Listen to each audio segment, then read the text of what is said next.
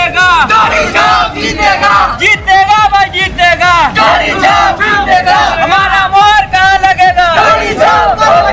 मरी हठोड़ी मोहर मरी हठोड़ी मोहर हमारा मोहर कहाँ लगेगा? लगेगा, जीतेगा भाई जीतेगा, भाई जीतेगा। गोढ़े लगतानी भौजी जल्दी बाहर आई जीती है दयाला से भला कोई जाए जीतेगा भाई जीतेगा, भाई जीतेगा।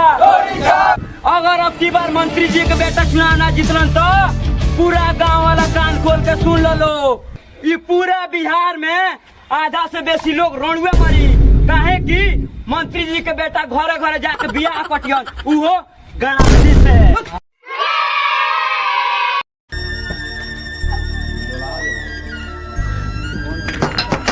जीतेगा भाई जीतेगा,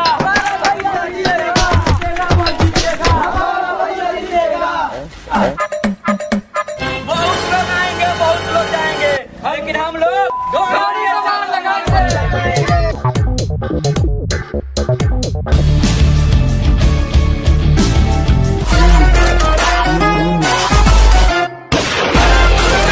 जीतेगा भाई जीतेगा।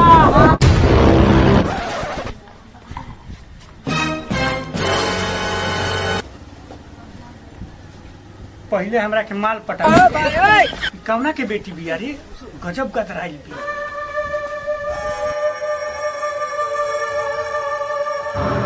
Sandeep I love you.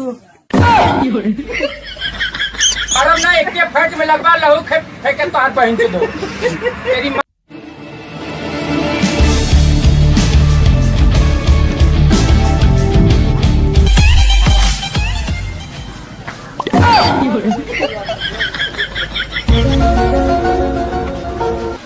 प्रणाम चाचा जी। प्रणाम प्रणाम बाबू। ए चाचा जी हम मंत्री जी के बेटा हैं। दे बिटिया तने एक गिलास पानी ले और नेताजी के बेटा आई बानी। अच्छा ठीक है ला ले आओ। रउआ तो हमके पहचानते हो खब। रउआ काहे ना रउआ के तो पूरा देश विदेश जानता। रउआ नु फलानवा के बेटी के साथ दुष्कर्म कैले रहनी। ए महाराज जवानी में नादानी हो गई रउआ नु एके गो बात के लेके ढोवत रहे नी। अगर तू ओकरा लड़की के साथ गलत कर सकता रे तो एक बार कान खोल के सुन ले मंत्री के बेटा के एहू के बेटी के साथ गलत कर सकता। काहे कि एगो गांव के लड़की एगो बहन के मुताबिक होले। मंत्री जी ये बुढ़ा तो बहुत बोलता। वही तो यही ठोक दी बुढ़ा के। पकड़ तो साला बुढ़ा के।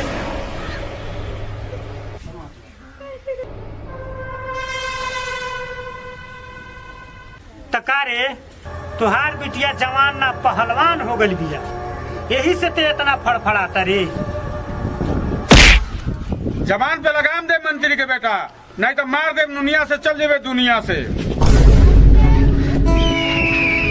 रे साला बुढ़ा ते बहुत बोल दिले अगर एकरा बाद एक लफ्ज भी बोल देबी तो तोरा गान में गोली मार।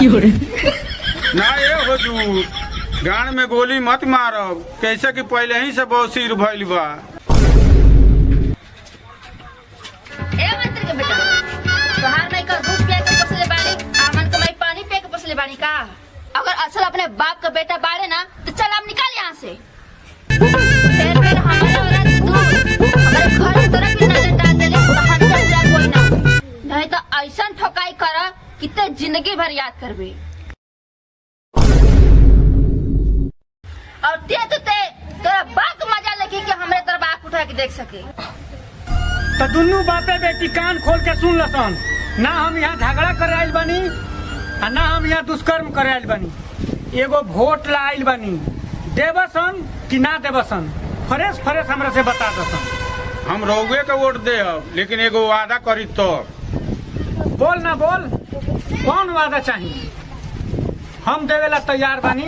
रउआ अपना मेहरारू के भाई के बहिन के बेटी से हमरे बेटवा के शादी करावे के कहीं तो रउआ के वोट दे नहीं तो एगो झाट नोच के नहीं दे।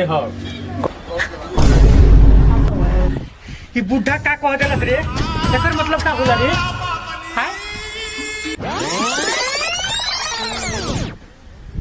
हे महाराज उ तोरा और बेटी लागी। अरे साला ते हमरा बेटी के बारे में ऐसा बात बोल देले। रे साला बुढ़ारी में तोरी तेवर, तब तक ते जवानी में आग लगा दे थुक रे।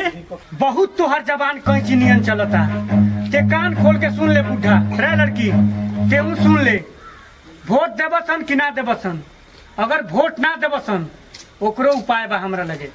अगर सीधा अंगुरी से घी ना निकली तो हम टेढ़ क के निकाले के जानी ले।